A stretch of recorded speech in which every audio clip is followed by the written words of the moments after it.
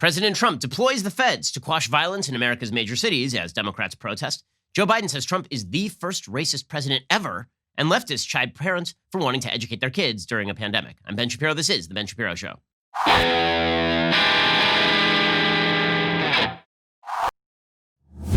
The Ben Shapiro Show is sponsored by ExpressVPN. Protect your online privacy today at expressvpn.com/Ben. Well, there are two kind of different narratives that are emerging in the United States. And I'm not talking about just ideological narratives emerging in the United States. I mean two actual views of the fact. One happens to be factual. The other is the view that you are getting from the media.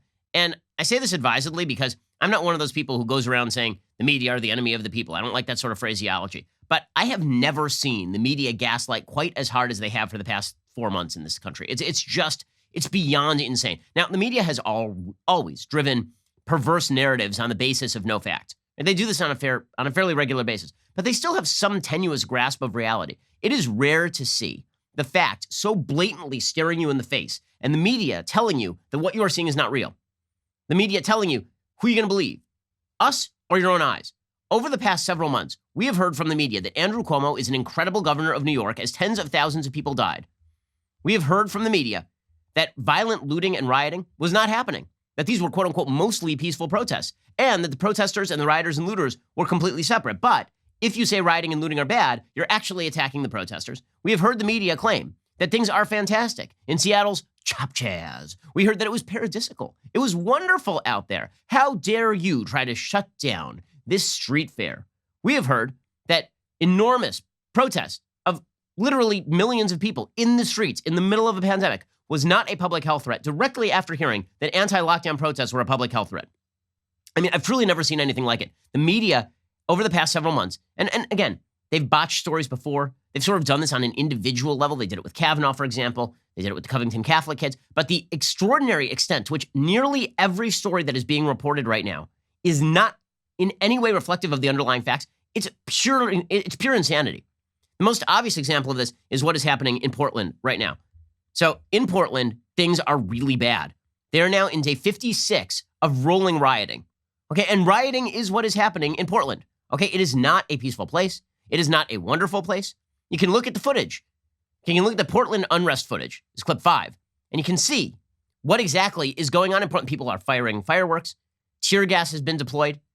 Protesters are breaking down barriers. They're approaching the cops wearing bicycle helmets and tear gas masks. And they're using umbrellas and wood barriers to shield themselves from the cops so that people can't see them. They're vandalizing the federal courthouse. Okay, does this look like a peaceful protest to you?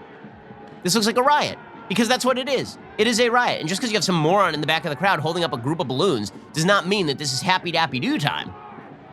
And if you could see the footage, what you would see is graffiti all over the place. You can see that the federal building has been completely defaced, and people have been injured in Portland as well. Okay, overnight, Portland rioters set fire to the courthouse as well. That was another thing that they did. There's footage of them doing so, the Portland rioters. The police yesterday, right? The police were run by Mayor Ted Wheeler over there. The police, there's footage of them warning the crowd that they're going to have to use tear gas if they don't disperse. And this is being portrayed as like a big nothing. This is all nuts, okay? This is purely nuts. It's so bad that you end up with these 2-minute hate struggle sessions. So I will say this is part of this I enjoy, is the politicians who are allowing this stuff to go on, then being torn up by the protesters. I really am enjoying this. So this happened in Seattle, where Mayor Jenny Durkan basically allowed Chop Chaz to go on for weeks at a time, and people were getting shot there. And she's like, it's no big deal. It's a street fair, guys. And then they went to her house, and then she's like, shut this thing down right now.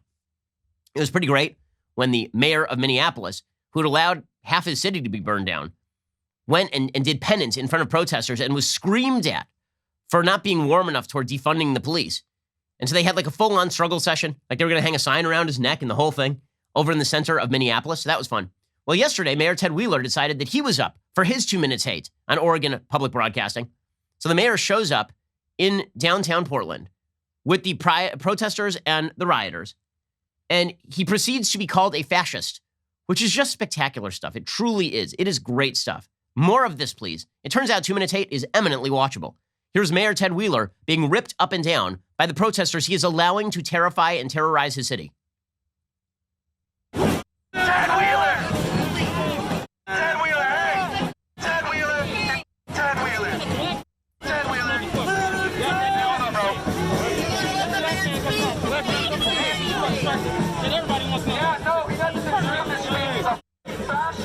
They're calling Ted Wheeler a fascist. I'm pretty sure that shutting down the entire city of Portland because you just feel like burning crap because you're a terrible person, that's a little more fascist than Ted Wheeler allowing you to do it. Although he is actually, he's an enabler here, right? He's the Vichy France here. It's pretty incredible.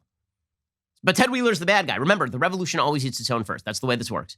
Revolutions rarely take on the strongest folks. Instead, they really like taking on the weakest. And Ted Wheeler is the weakest. The mayor of Minneapolis was the weakest. Jenny Durkin was the weakest. Okay, so all this stuff is going on, right? They're burning down portions of Portland, and they are screaming at the mayor that he's a fascist while he forces the police to stand there and do nothing. And then we're being told by the media that literally nothing is happening. Everything is good there. This is all peaceful and wonderful. Nothing bad is happening. A congressperson from Portland, his name is Ed Blumenauer. He actually testified in the well of the House yesterday. This bizarro world-looking dude. This guy, Earl Blumenauer, who looks like, as one of my producers said yesterday, a refugee from a Pee Wee Herman outtake. He's standing there with his large purple polka-dotted bow tie and a lapel pin of a green bicycle. I kid you not. Like, some people wear lapel pins of the American flag because they pledge allegiance to the American flag. Earl Blumenauer pledges allegiance to a bicycle. He looks like Bill Nye the Science Guy on a bad acid trip. Anyway, Earl Blumenauer announced yesterday, there is no chaos in Portland. Poof, it's gone. It never really happened. This is just gaslighting, okay? We've seen the footage. I just showed you the footage. Everything's fine, guys. Why are you making a big deal out of this? Just because they're trying to burn down the courthouse? Whatever. Portland's a kooky place, man. All we do there is we play hippie guitar and we have vinyl records and we burn things. Come on, it's Portland. Portland, Oregon is not out of control. To be sure, there are some people who have strong feelings, and there are some who have done things that are inappropriate and unlawful. But that is the challenge of our local officials and our state officials, to manage it. Not having somebody unwelcome, uninvited, and unprepared coming in to take this difficult situation and make it worse. It's all fake, guys. And you know how it's fake? You know it's fake because Trump's bad. Right? This is the basic narrative being driven by the Democrats and by the left. Don't believe your lying eyes. Believe us. And the reason that you should believe us is because Trump is bad. Seriously, that's the entire case. You shouldn't believe the evidence in front of you. You shouldn't believe the footage. You shouldn't believe the pure, obvious facts that are right in front of your eyes, because many of the people showing you those facts don't think Trump is the worst person in the world. And we do think Trump is the worst person in the world. So if you believe Trump is the worst person in the world, you will believe us when we say that the protesters and looters and rioters in Portland are entirely peaceful. And the media mimic this crap. They mimic it up and down. It's truly amazing. It's truly amazing. We'll get to more of this in just 1 second. First, let us talk about the fact that you don't really want to be going to an auto parts store right now. In fact, you don't really want to go to an auto parts store ever, because the fact is that you wait in line, then finally you get up to the front, and they're asking you very specific questions about your car that you may not know off the top of your head, and then they sell you a generic part that may not be right for your car, or they have to wait it, and they have to order it and then wait for it to come in from the manufacturer. Why don't you just go and do it direct with rockauto.com? Rockauto.com always offers the lowest prices possible rather than changing prices based on what the market will bear like airlines do. Why would you spend up to twice as much for the same parts? Like, for example, let's say that you were one of the people who happened to need a Delphi FG 1456 fuel pump assembly for a 2005 to 2010 Honda Odyssey. Well, at the store, that's going to cost you like $354. At Rock Auto, that's $217. RockAuto.com. It's a family business serving auto parts customers online for 20 years. Go to RockAuto.com right now. Shop for auto and body parts from hundreds of manufacturers. Best of all, prices at RockAuto.com always reliably low, and the same for professionals and do-it-yourselfers. You don't want to spend too much money. Instead, why not save money and go to a great business, RockAuto.com right now. See all the parts available for your car or truck. Write Shapiro in their How Did You Hear About Us box so they know that we sent you. That's RockAuto.com. Go check them out right now. And write Shapiro in their How Did You Hear About Us box so they know that we sent you. So the media are just repeating this sort of propaganda. Rolling Stone, which of course is a far-left magazine masquerading as a... Remember when Rolling Stone used to do music? Wasn't that funny? Yeah, they don't do that anymore. Well, now Tim Dickinson has a piece called From the Administration That Brought You Kids in Cages, It's Tear-Gassed Moms. That's what they are. They're all just mothers. They're just mothers. They're kind, wonderful mothers. And we know they're mothers because they say so. And here's how Rolling Stone reports what's happening in Portland. You ready? As nightly protests have dominated downtown Portland for nearly 2 months, both local officials and the Trump administration have attempted to cast the largely peaceful demonstrators as ruffians with suspect political values hell-bent on destruction. Well, first of all, this phrase, largely peaceful, mostly peaceful, as I've said before, This is just the most glorious phrase ever. It's just fantastic because most of human history, like by days counted, most of human history has been peaceful. Sure, there have been, these periods where hundreds of millions of people die, but aside from that, it's mostly peaceful. Like Johnny Depp and Amber Heard, their marriage, it seems mostly peaceful. Like for most hours of the day, she wasn't crapping in his bed and he wasn't tossing bottles at her. I mean, there were the occasions where she was crapping in his bed and he was tossing bottles at her. But, like as a percentage of actual time, it wasn't like 75% of the time. It was like 10% of the time. It was a mostly successful, mostly peaceful marriage. Like the mostly peaceful protesters. Again, this is language that would never, ever, ever be used if they disagreed with the message of the protesters. When it was the Tea Party, they claimed that the Tea Party were a bunch of racist terrorists. They could not come up with any evidence of racism at a Tea Party protest or violence at a Tea Party protest. The Tea Partiers were picking up their own garbage and throwing it in the garbage can, and they were like, these guys are out of control. They're out of control. Example today, Dave Weigel of the Washington Post. So Weigel, he put out a tweet saying, it was like 10 minutes ago that open carry protesters without masks rallied at state capitals, and mostly Democratic governors just let them do it until they went away. He said this in response to somebody saying, why the hell are Democratic politicians allowing these riots to go on? Yes, because open carry protesters without masks are not the same as people trying to burn down the courthouse. I mean, can anyone provide evidence of the open carry protesters trying to occupy entire swaths of cities and bar the police and vandalizing entire downtown areas? Because I'm old enough to remember when we shut down the entire damned county of Los Angeles for a week on end at 6 p.m. so rioters and looters could run roughshod through Melrose Boulevard. I'm old enough to remember that because I am more than 4 weeks old. My baby is old enough to remember it, and she was born at the beginning of March. Okay, this is it. If you feel like you're going crazy right now, you're not. The media have gone crazy. You are the only sane one. You are the only sane one. This is nuts. Okay? But it's not relegated only to the coverage of Portland. Bill de Blasio is out there claiming that the spiking murder rates are not his fault in his city.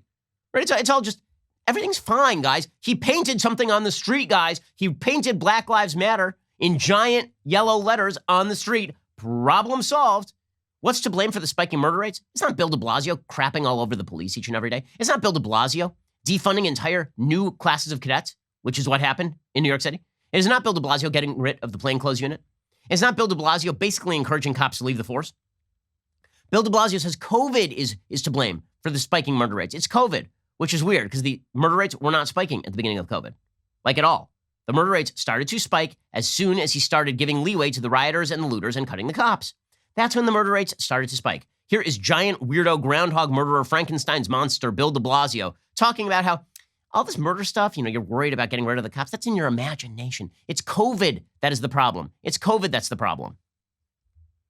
We've had a very tough few months, no doubt, and it is directly related to the coronavirus, the dislocation it's caused in our society, the fact that our court system is not functioning yet, so many factors that have been absolutely aberrant for just the last 4 or 5 months. But we will beat it back because we've done that for a quarter century in this city. And, Joe, the key point is we will do it. We, the people of New York City, we need the people's involvement to make the city safer, the NYPD. And if we ever need any assistance, that's what localities do. When they feel they need assistance, then wait for that request from a locality that knows what's right for its people. Okay, so again, you're hearing from people who are attempting to lie to you and gaslight you. Okay, so violence has increased in cities around the United States. And so President Trump finally said enough is enough. And he deployed the DHS, Department of Homeland Security, to protect federal property. Okay, there is statutory authority for the president to deploy force to Portland to protect federal property. Furthermore, there are federal laws on the books. Federal agents exist in every major city in the United States. They're there largely to enforce laws that have been passed and that are on the books about gang violence. Right? Not every crime that happens is, in fact, a federal crime. Right? If somebody murders somebody in a city, that's not a federal crime. It's a state crime. The feds don't really have jurisdiction there. Where the feds do have jurisdiction is there are a lot of laws on the books that talk about gang activity specifically. The feds very often help local law enforcement investigating gang activity that involves, for example, criminal conspiracy violations. Right? That is where the feds come in. And there are federal investigators on the ground. In fact, you've seen them in virtually every TV show. Every TV show, there's some sort of murder, and suddenly the feds are there. Right? The feds have been in cities for a very long time. But apparently, President Trump staffing up in these areas to try and lower the murder rate in these areas where the mayors refuse to actually do anything to protect their own citizenry, it's very, very, very bad. We're going to get to President Trump finally implementing some level of law and order, and Democrats taking the other side, which in a normal time would be just political death for them. But they are counting on American hatred of Trump so strongly, they are counting on the media hatred of Trump so strongly, that they are hoping that you will ignore the evidence of major cities collapsing right in front of your eyes and be angry at Trump for trying to fix the problem. We're going to get to that in just 1 second. First, let's talk about the fact that if you've got big credit card bills and they are racking up month on month, that's not a great way to live. You got to find a responsible way to bring those bills down and get yourself in financial control again. This is why you might want to consider a fixed rate credit card consolidation loan from Lightstream. You could save thousands of dollars in interest. Rates start at 5.95% APR with auto pay and excellent credit. They've got lower than average credit card interest rates of over 19% APR. Can get a loan from $5,000 to $100,000. There are absolutely no fees. The application is 100% online. You can even get your money in your bank account as soon as the day you apply. Lightstream believes that people with good credit deserve a better loan experience. That's exactly what they deliver. One customer said this: I heard about Lightstream while listening to one of my favorite podcasts. It prompted me to do some more research. After shopping around for a personal loan that would help me get a lower interest rate, there was no one easier to work with. Plus, Lightstream had the best rate by far. Better yet, no fees. I had my cash within 2 business days. Overall, amazing experience. Highly recommended. If you got credit card debt and it's racking up at that 19% APR, then you are really behind the 8 ball. Get out from behind the 8 ball right now. My listeners can apply today for a special interest rate discount and save even more. The only way to get the discount, go to lightstream.com/Shapiro. That's lightstream.com/Shapiro. Subject to credit approval. Rate includes 0.50% auto pay discount. Terms and conditions apply. Offers are subject to change without notice. Visit lightstream.com/Shapiro for more information and get your credit card debt under control. Okay, so President Trump is finally stepping in. He announced yesterday that he'd be sending the feds to Chicago to restore public safety. Now, again, he is using laws that already exist. He is not passing new laws. He is not moving above and beyond the law.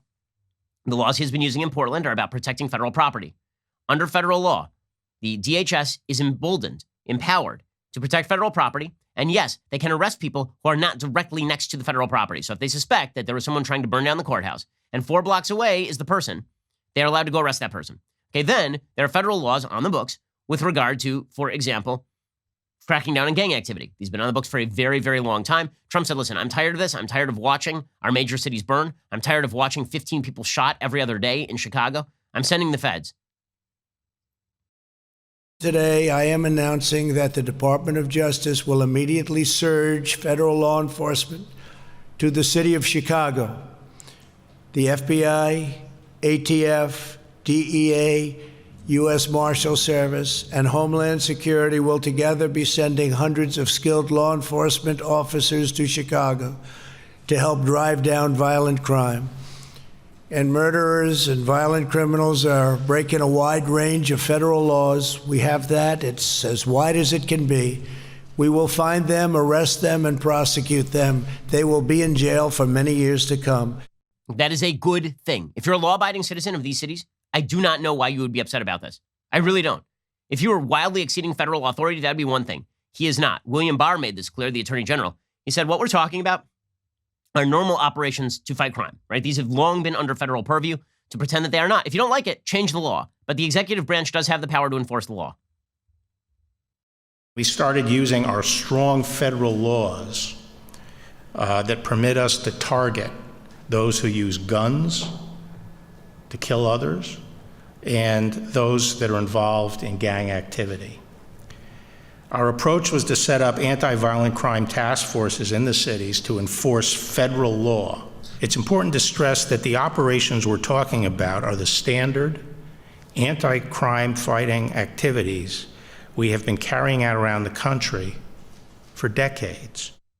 And he says we'll be adding federal agents to already existing task forces. He says these are street agents and investigators who will be working to solve murders and take down violent gangs. He says this is different than the operations and tactical teams we use to defend against riots and mob violence. So he's pointing out these are 2 different laws that are being invoked.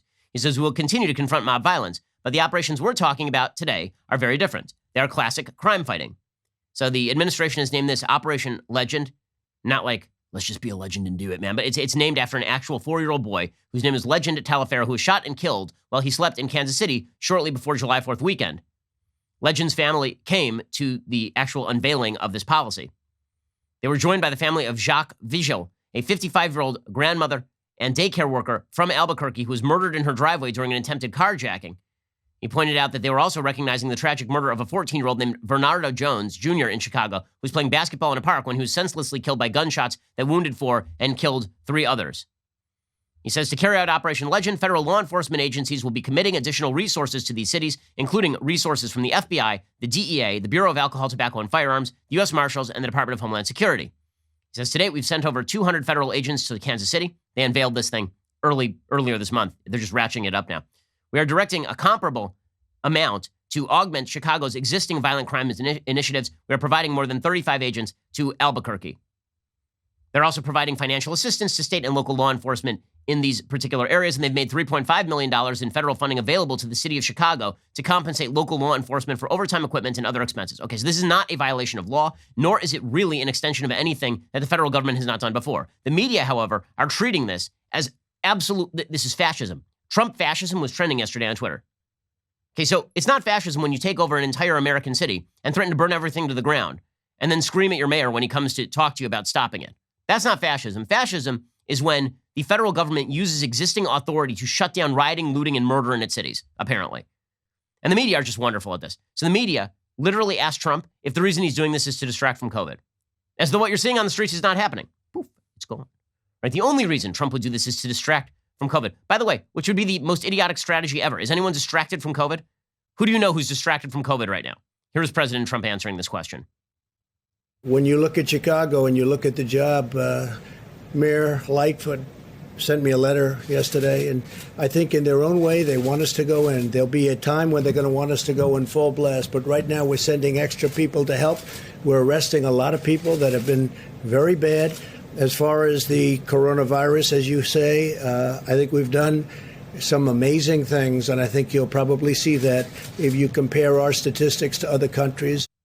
The question itself is idiotic. Okay, in just a second, we're going to get to the left's response to President Trump sending in the feds to help local law enforcement, to enforce federal law already on the books. Suffice it to say, they're perfectly willing to allow people to run roughshod through their cities so long as it means owning the cons. Now, owning the cons by burning down your own cities is definitely a take, but that's what we're seeing right now. First, I want to talk to you about your internet freedom. So the fact is that a lot of people after your data. Big tech, they love your data. They love to use that data. They love to make money off that data. Also, there are hackers out there, and they want your data so they can literally steal things from you. Why would you leave your data out there? Instead, try ExpressVPN. ExpressVPN safely anonymizes and masks your data by using a secure VPN server. When you use ExpressVPN, tech companies can't see your IP address at all. Plus, ExpressVPN also encrypts 100% of your data to protect you from hackers and internet bad guys. Now, I'm always worried about my internet security, so I won't go online without activating my ExpressVPN. It doesn't slow down your internet connection. It is very easy to install. It's very easy to make it run. It just runs in the background. You never think about it. It's just protecting you each and every day. So why give tech companies or hackers a free license to grab your data? It's time to take back your privacy at expressvpn.com/Ben. By visiting my special link, you get an extra 3 months of ExpressVPN service for free.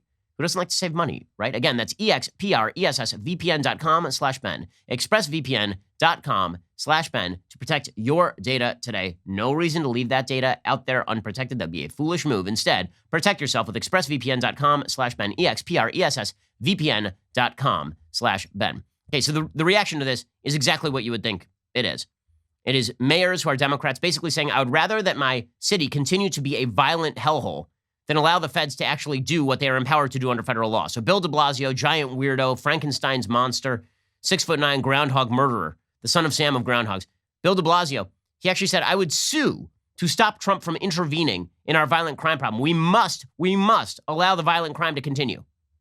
This president blusters and bluffs and says he's going to do things and they never materialize on a regular basis. So first, we should not overrate his statements. They are so often not true.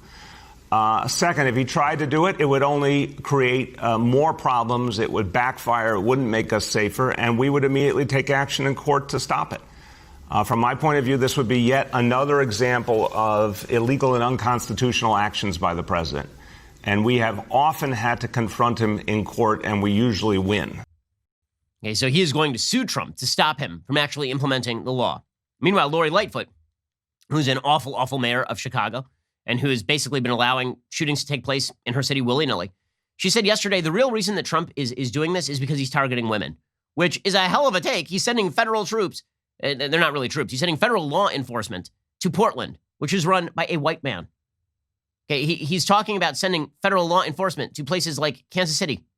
I'm not aware that the mayor of Kansas City is a woman. Maybe it is, but I'm pretty sure that is not the reason why the president of the United States is sending somebody. The mayor of Kansas City is a man named Quentin Lucas, a black man.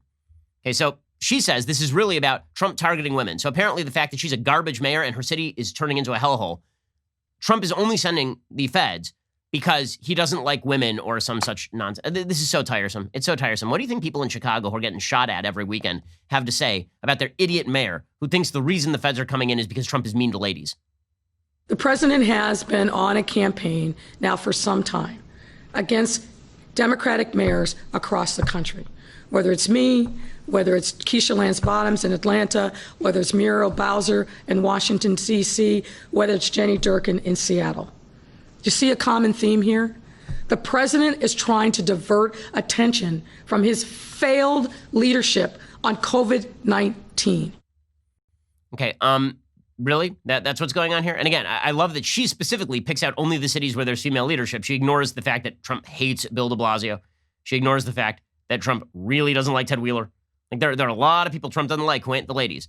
But this is what a cheap trick. Meanwhile, Jay Johnson, the former Homeland Security Secretary, is provocative. It's provocative to send federal agents into cities to, protect federal property. Provocative. Yeah, we should do exactly what Jay Johnson did when he was the Department of Homeland Security head. We should let Ferguson burn to the ground. Good idea, Jay.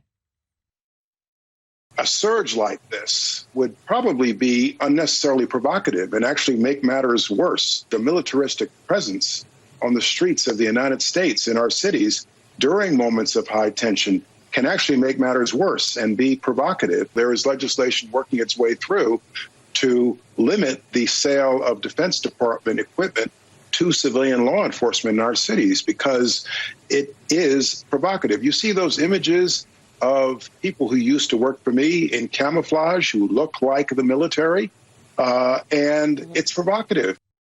He keeps saying provocative. The people who are apparently being provoked were trying to burn down the courthouse 5 seconds ago. I feel like they were already provoked. It's like the dumbass argument that you constantly hear from folks on the international left, where, like the Israelis responding to Hamas bombing pizzerias. It's provocative. How dare they respond? I'm pretty sure these folks were already provoked. They're in the streets trying to burn down the damn courthouse. Michael Chertoff, who's the head of Homeland Security under President Bush, he said, well, maybe they're exceeding their authority. He said, it's possible they're exceeding their authority. Well, maybe is not the same as they are. Right? Why don't you explain how they're exceeding their authority? You can protect federal property, but that doesn't mean it's an unlimited license to roam around the streets and pick up people based on some suspicion that maybe they're involved or going to be involved in something. Roving around on the street and stopping people and taking them down strike me as going beyond that authority. And that's wholly apart from the Fourth Amendment issue.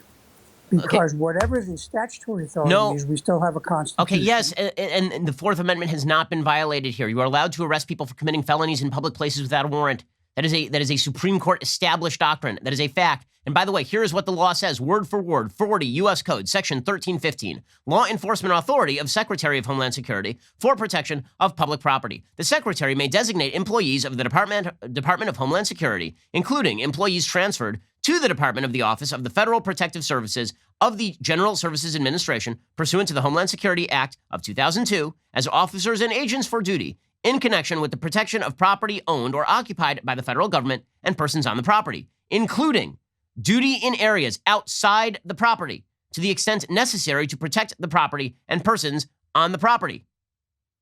While engaged in the performance of official duties, an officer or agent designated under this subsection may enforce federal laws and regulations for the protection of persons and property, carry firearms, make arrests without a warrant for any offense against the United States committed in the presence of an officer or agent, or for any felony cognizable under the laws of the United States if the officer or agent has reasonable grounds to believe that the person to be arrested has committed or is committing a felony. Okay, I'm reading you the black letter law. That is the actual law. So don't give me that the agents in Portland are violating the law. I just read you the law. The law says they are doing exactly what they are supposed to be doing. So this ain't about tyranny. It's not about fascism. It's about Don't believe your own eyes. Don't believe that the cities are burning and that President Trump is doing something about it, because that might be a narrative in favor of President Trump. This is how you end up with idiotic articles like this one from the New York Times. Republicans pounce, pounce, seize, pounce. This is what they're constantly doing over at the New York Times. When Democrats do something dumb, the story is never Democrats do something dumb. The story is always the Republican response to the Democrats doing something dumb. So the Democrats have decided to let their cities burn and turn into chaotic hellholes. And the response of the media is, look at these evil right-wing media folks talking about it. Headline from the New York Times. Right-wing media stars amplify Trump's law and order campaign message. And first of all, in what way is that news? And that headline is, right-wingers are right-wing. I'm confused. How's that news? Subheadline, Sean Hannity, Rush Limbaugh, and other conservative pundits have seized on the Portland protests as a pro-Trump rallying cry. So much pouncing, so much seizing. Unbelievable. Right-wing outlets and conservative media stars have seized on the weeks-long protests in Portland as a rallying cry for law and order, instructing their followers to fear for their safety and blaming Democratic leaders for failing to restore peace. Oh man, the gaslighting is so strong. Instructing their followers to fear for their safety? Let me tell you something. I don't think you have to tell people to fear for their safety. I think people fear for their safety when they feel unsafe. You know what made me feel unsafe in the city of Los Angeles? When they shut down the entire damned county for a week to let marauders break into the Foot Locker down the street. That made me feel a little unsafe. I didn't need Rush to tell me to feel unsafe, you idiots. It's incredible. The gaslighting is beyond the pale, beyond the pale. Speaking of which, you want to talk about media bias? Okay, best example of media bias today. Remember that time when the New York Times ousted the editor of the op-ed page because they ran an editorial from Tom Cotton, an op-ed by Tom Cotton? They ran a piece of full-blown Chinese propaganda today in the New York Times by a guy who works for the Chinese government. The title of the piece was, "My relatives in Wuhan survived. My uncle in New York did not." Because China is better than New York. Okay, it's just a full piece of full-blown propaganda. Where are the protests over at the New York Times op-ed page? Where are they?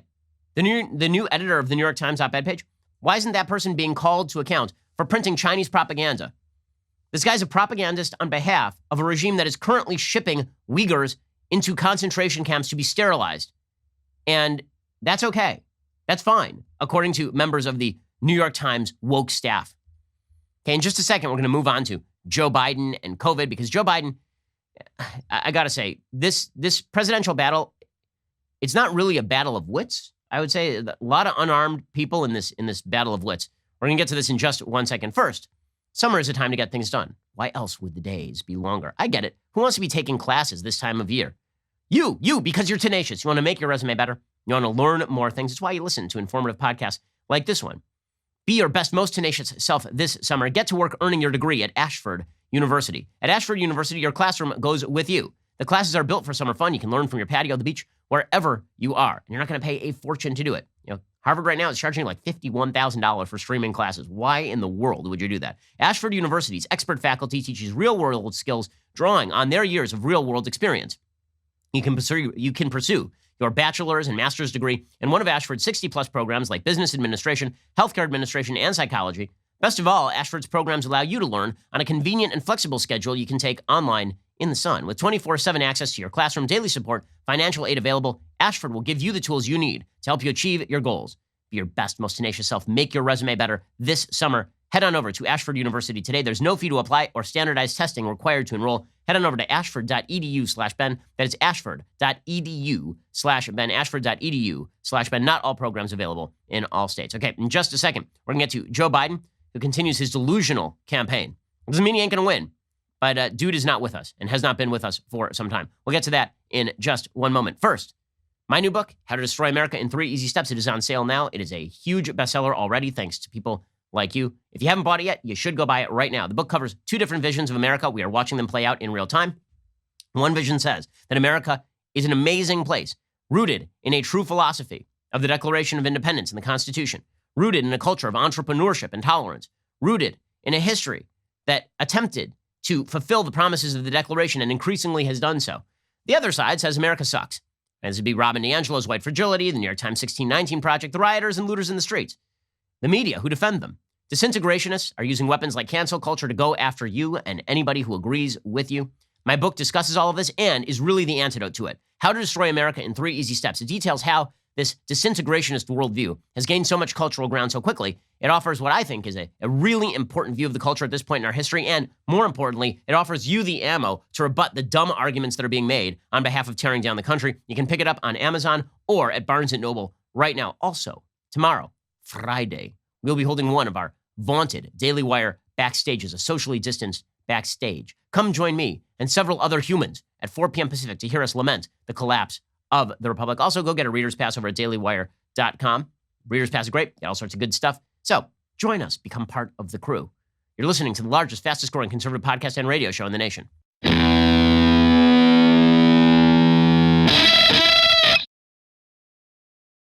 Alrighty, so meanwhile, the presidential campaign continues apace. And let us just say that it feels as though there is some insufficiency in representing these particular positions. So you have some pretty rich ideological strains in American public life being represented by the political right now. A strain of law and order, a strain that says that America was founded in liberty, defending American history, defending American culture. And the president, when he gives speeches off teleprompter, does a good job of explicating that, right? His Mount Rushmore speech I thought was terrific, and I said so. The president also has a bad habit of going off the cuff about weird stuff that allows the media to focus in on it. So today, the president did another interview where he decided to do like a 5-minute riff on how tough the cognitive test he took was, that he aced. And so he just kept saying over and over the 5 words that he was supposed to memorize. It was not a great clip, not an ideal clip. So they say, could you repeat that? So I said, yeah. So it's person, woman, man, camera, TV. 10 minutes, 15, 20 minutes later, they say, remember the first question? Not the first, but the 10th question? Give us that again. Can you do that again? And you go person, woman, man, camera, TV. If you get it in order, you get extra points. They said nobody gets it in order. It's actually not that easy, but for me it was easy. Meanwhile, Joe Biden continues to be senile.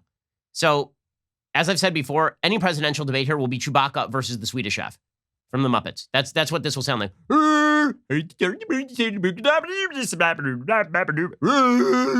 It'll be just phenomenal. See, on the one side, you have Captain, I passed a cognitive test that pretty much everybody who's not senile needs to pass. And on the other side, you have Joe. I once got in a fight with a guy named Corn Pop Biden. Yesterday, Joe Biden suggested that Trump was the first racist president ever. Which, okay, first of all, Trump isn't a racist.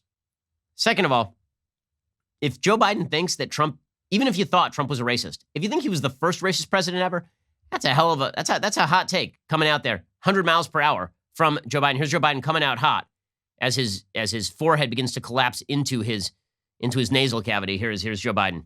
No sitting president has ever done this. Never, never, never.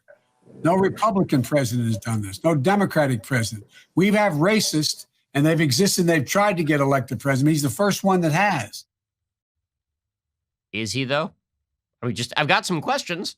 We had if we're going to talk about, people who thought that black folks were inferior, every president in the early republic was in fact a slaveholder, with the exception of John Adams and John Quincy Adams, I believe.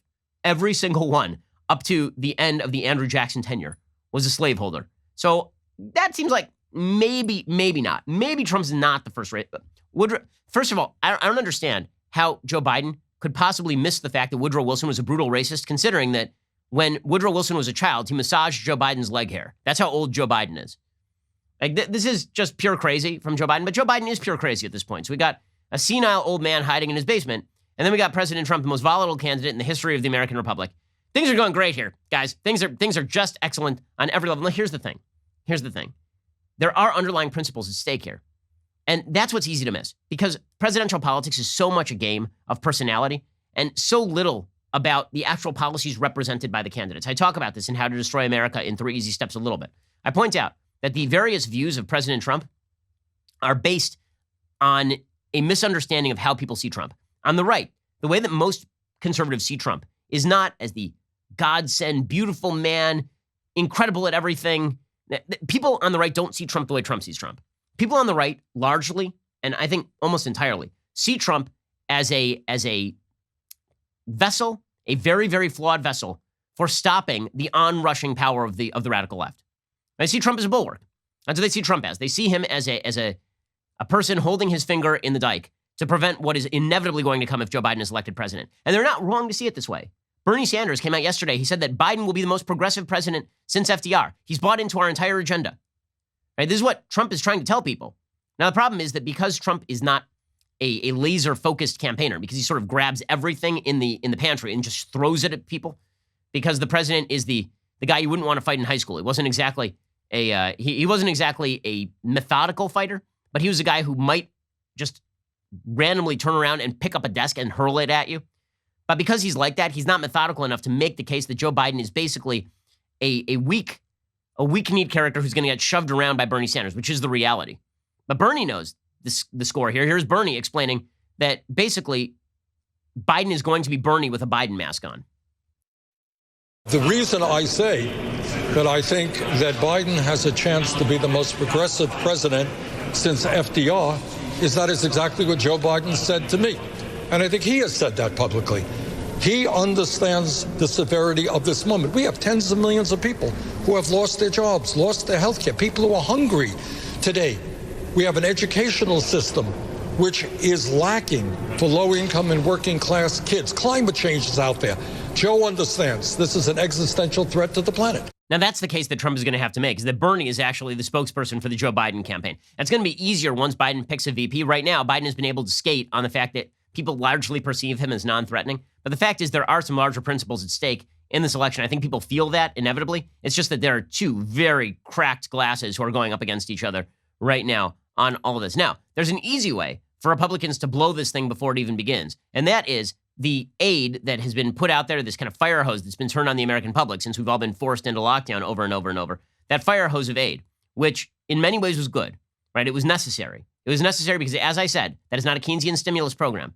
When somebody drives an F-150 truck through the front wall of your home, they owe you a reparation for that, right? They owe you damages for that. The federal and state governments have basically destroyed every business in the United States, or at least a huge percentage of businesses in the United States. The very least they can do is at least fill in the gap for the moment.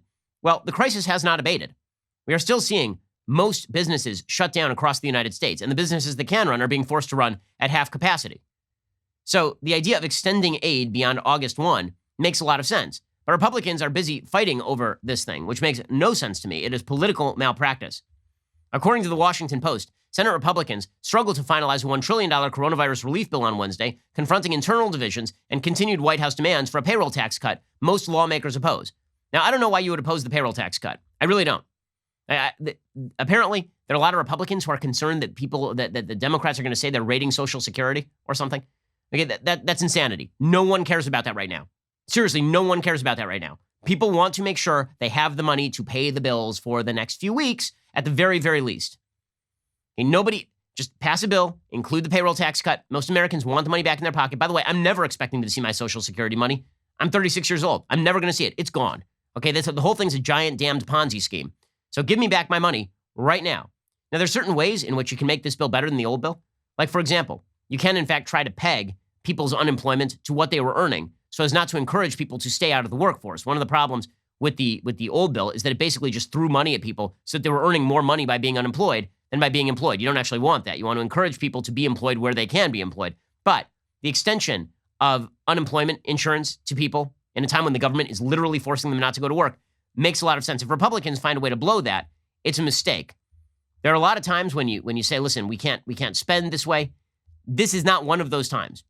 It isn't. Because again, what we are talking about is the government has created the problem. The government has created the problem.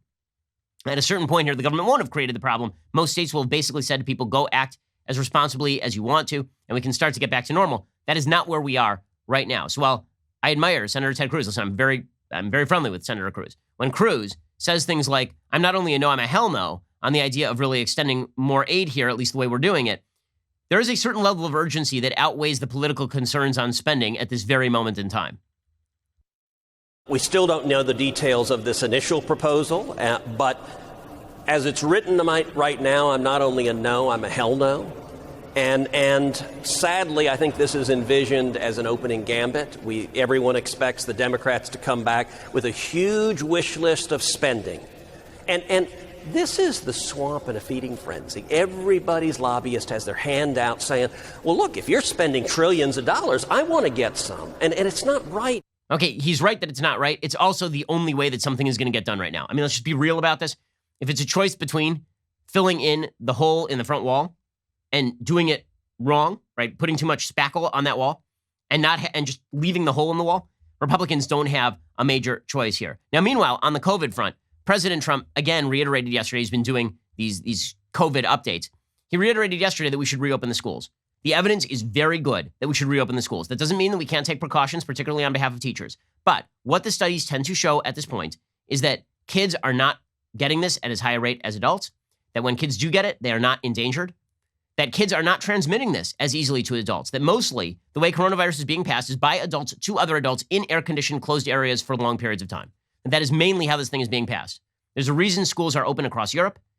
The evidence that kids are the chief vectors or even a major vector in passing this thing, the evidence is really not there. Here was Trump yesterday pointing out that kids don't catch COVID as easily, which happens to be factually true. The media, of course, very upset that he would mention this. They don't transmit very easily, and a lot of people are saying they don't transmit, and we're looking at that. We're studying, John, very hard, that particular subject, that they don't bring it home with them. Now, they don't catch it easily, they don't bring it home easily, and if they do catch it, they get better fast. We're looking at that fact. That is a factor, and we're looking at that very strongly. He is exactly right here. He was ripped up and down for this. He is exactly right. Even Politico had to acknowledge he was exactly right. Quote, kids still appear to be less likely to catch and transmit the virus. The leading explanation is that kids make fewer receptors, a protein called ACE2, making it more difficult for the virus to latch on, said Mark Schleiss, a pediatric infectious disease expert at the University of Minnesota Medical School.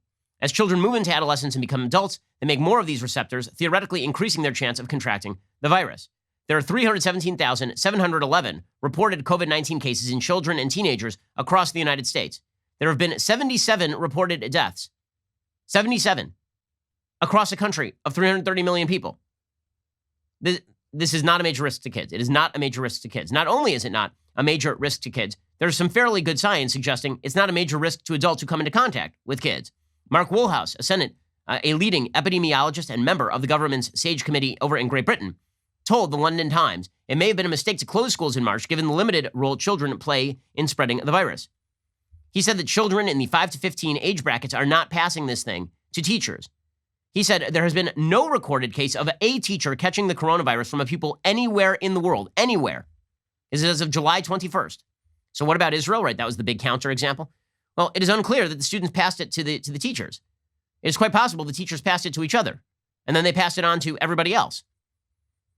Kids are passing it to each other, but that does not mean that kids are a chief vector of transmission. There's a study from Iceland suggesting that kids are not passing it to adults. According to the UK Spectator, a company called Decode Genetics did a study in Iceland. The test, they tested something like 36,500 people. The test identified 1,801 cases of people suffering from the disease and 10 deaths. Each case was carefully tracked. In not a single case could the researchers find evidence of a child passing on the disease to their parents. He suggested the fact that few children suffer any symptoms and are less likely to cough is an important factor. We have studies from Australia that suggest exactly the same thing, that schools are not the chief vectors of transmission. And there's an Australian study of how coronavirus spread in 15 schools. They found a transmission rate of far less than 1%.